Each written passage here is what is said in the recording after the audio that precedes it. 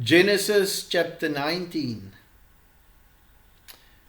The two angels arrived at Sodom in the evening, and Lot was sitting in the gateway of the city. When he saw them, he got up to meet them and bowed down with his face to the ground. "My lords," he said, "please turn aside to your servant's house. You can wash your feet and spend the night and then go on your way early in the morning." "No," they answered, "we will spend the night in the square." But he insisted so strongly that they did go with him and entered his house. He prepared a meal for them, baking bread without yeast, and they ate. Before they had gone to bed, all the men from every part of the city of Sodom, both young and old, surrounded the house. They called to Lot, "Where are the men who came to you tonight?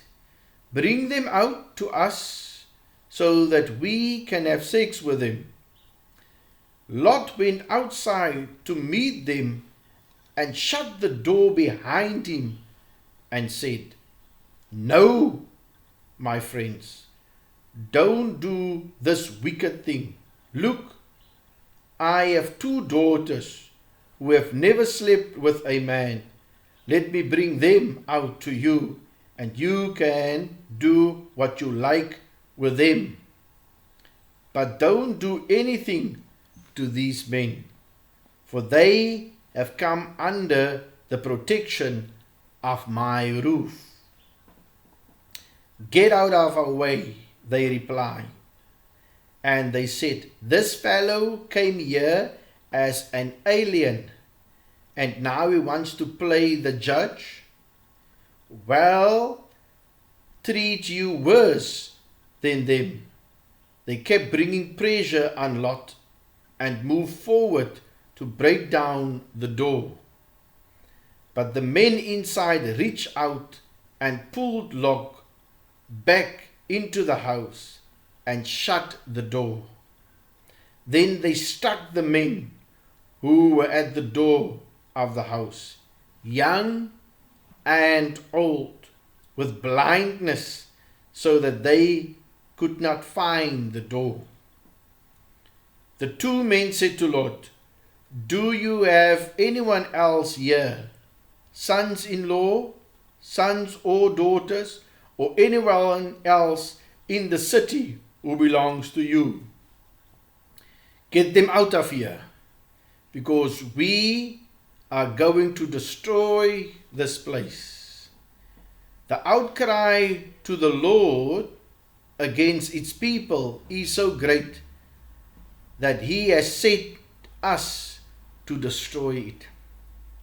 So Lot went out and spoke to his sons-in-law, who were pledged to marry his daughters. He said, "Hurry and get out of this place, because the Lord is about to destroy the city."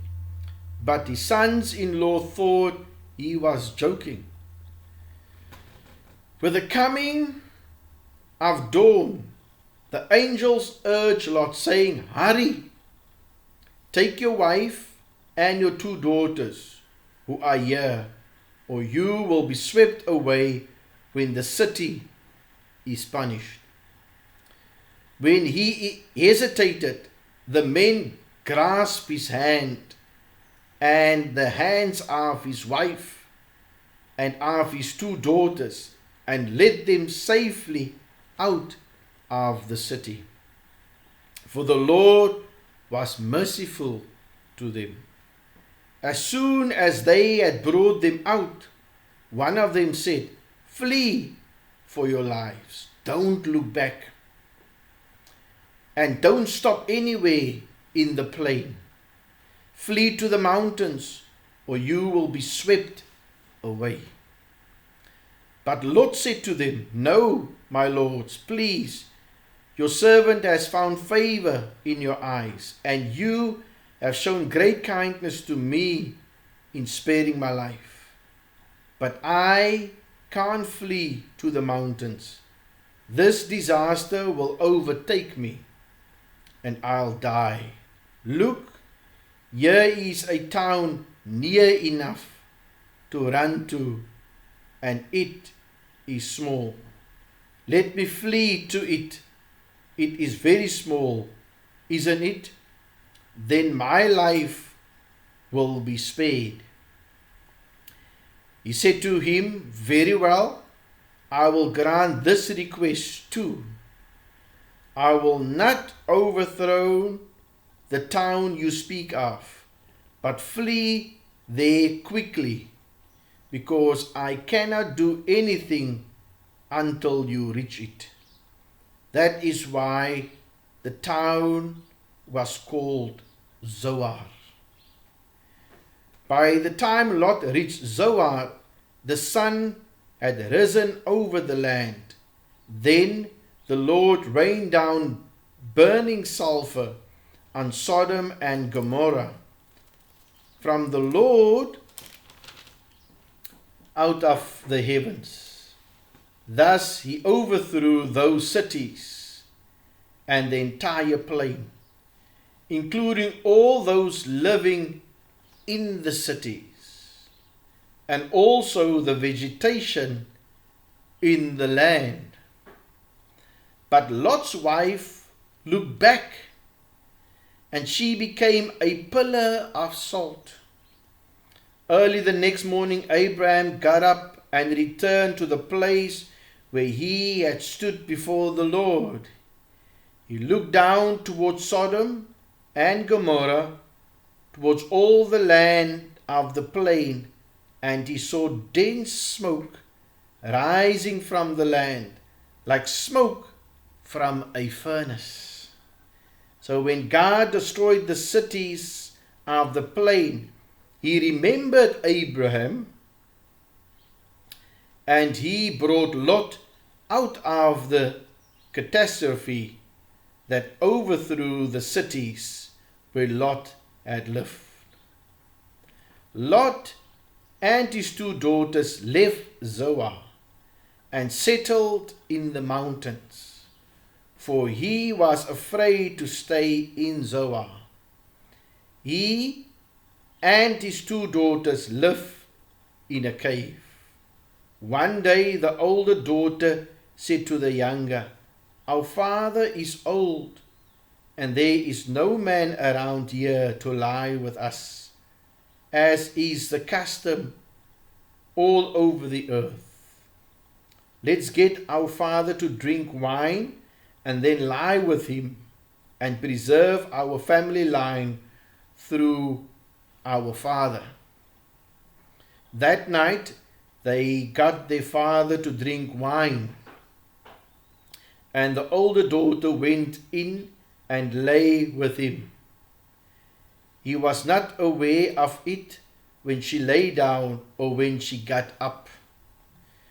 The next day, the older daughter said to the younger, Last night I lay with my father.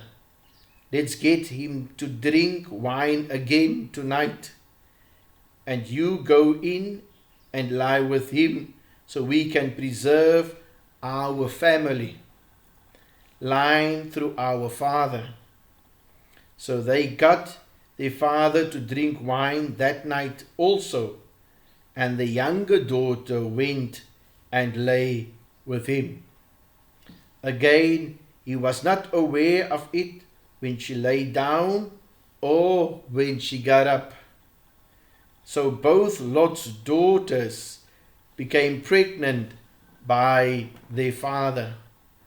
The older daughter had a son, and she named him Moab. He is the father of the Moabites of today. The younger daughter also had a son, and she named him Ben-Ami. He is the father of the Ammonites of today.